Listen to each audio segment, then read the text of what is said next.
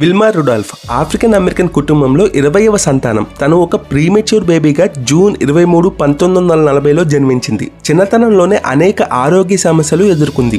5 సంవత్సరాల వయసులో తనకి పోలియో వ్యాధి సోకింది. తన ట్రీట్మెంట్ కోసమే 80 కిలోమీటర్లు ప్రయాణించాల్సి వచ్చేది. ఇంకా ట్రీట్మెంట్ చాలా ఖర్చుతో కూడుకోవడంతో మసాజ్ థెరపీని తన కుటుంబ సభ్యులే ప్రతిరోజు 3 నుంచి 4 సార్లు క్రమం తప్పకుండా చేసేవారు. 12 సంవత్సరాల వయసు వచ్చేసరికి పూర్తిగా పోలియో నుంచి కోలుకొని తన 2 కాళ్ళపైన సాధారణంగా నడవగలిగింది.